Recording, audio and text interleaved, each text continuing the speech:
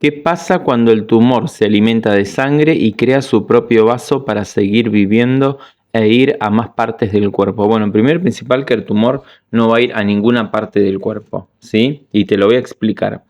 Desde la medicina convencional se observa que un tumor, digamos, se alimenta de sangre o crea sus propios vasos sanguíneos. Muchas veces se interpreta como algo peligroso porque se cree que ese tumor está buscando la forma de crecer y de diseminarse por el cuerpo para hacerte un daño, porque es un error de la naturaleza, una falla de la biología, pero todo eso es falso, ¿sí?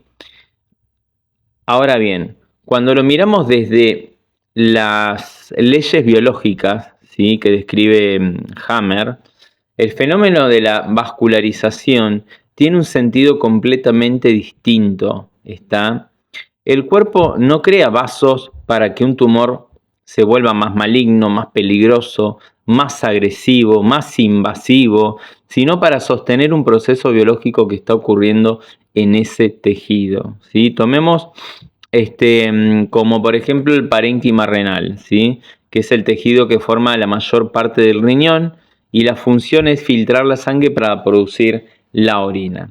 Ese tejido se controla desde la médula cerebral y está relacionado biológicamente con conflictos de líquido, ¿sí?, líquidos reales, agua, alcohol, leche, petróleo, no sé, lo que sea, cualquier tipo de fluido que el organismo puede estar percibiendo como peligroso o como una sobrecarga, ¿sí?, o algo estresante.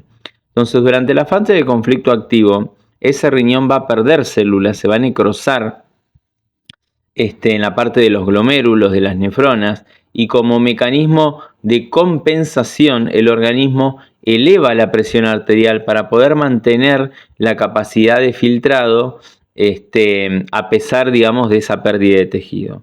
Pero cuando la persona resuelve su conflicto de líquidos, entra en una fase de reparación, en una fase resolutiva. En ese momento, el cuerpo comienza a reponer todo ese tejido que perdió, que se necrosó durante la fase de estrés. Puede aparecer dolor, inflamación, sangre en la orina, perdón. Y acá ocurre algo muy interesante. En el lugar donde había una necrosis, se forma inicialmente una cápsula llena de líquido, un quiste renal, y este quiste no es un error del cuerpo, es una especie de cámara de reconstrucción biológica y que tiene una determinada función y un propósito. Dentro de ese quiste, las células renales comienzan a multiplicarse para poder reemplazar ese tejido que se había perdido durante la fase activa, que se había necrosado.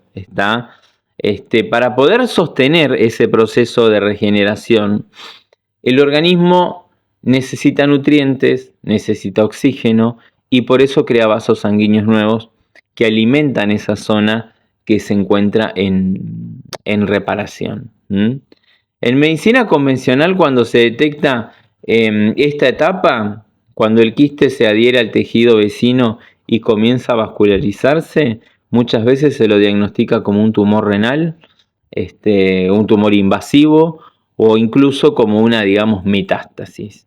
Pero sabemos que la metástasis no existe bajo ningún punto de vista. Pero desde la perspectiva biológica, lo que está ocurriendo es exactamente lo contrario. El cuerpo está reconstruyendo el tejido que se necrosó en fase activa y después de la crisis epileptoide, a lo largo de varios meses, ese quiste va perdiendo líquido, se endurece, se integra al tejido renal y termina convirtiéndose en una parte funcional de ese riñón, ¿sí? Incluso se puede considerar hasta un tercer riñón y funcional, ¿sí?, porque participa en la filtración y en el funcionamiento del órgano. Es decir, aquello que en un momento parecía un tumor termina siendo un tejido útil y funcional para el organismo y para que pueda cumplir esa función específica. Y esto no ocurre solo en el riñón, también podemos observarlo en procesos de tumores vascularizados en otros tejidos como en la glándula mamaria, en los adenocarcinomas glandulares de la mama. Por ejemplo, el tejido puede proliferar, hay una actividad celular.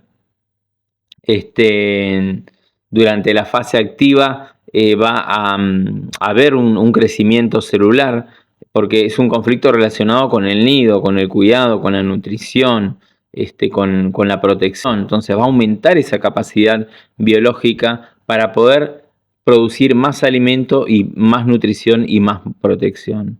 ¿Sí? Para poder sostener ese crecimiento, el organismo también tiene que crear una irrigación sanguínea. ¿Sí? No es un proceso aleatorio ni caótico, ni un error, ni una falla del cuerpo. Es una adaptación biológica precisa. El cuerpo sabe muy bien lo que hace y para qué lo hace. Entonces la vascularización no es una señal de que el cuerpo esté perdiendo el control, sino que está organizando recursos, llevando sangre, nutrientes y oxígenos a un tejido que está cumpliendo o reparando una función biológica específica y determinada. ¿Sí? Entonces, desde esta mirada, entender por qué un tumor crea vasos sanguíneos cambia completamente la interpretación que le damos a las cosas. ¿Está? Entonces, deja de verse como un enemigo que invade el cuerpo y que pasa, y pasa, digamos, a comprenderse como parte de un proceso biológico que tiene una lógica, tiene un sentido y una finalidad dentro de la adaptación de ese órgano determinado. ¿Sí?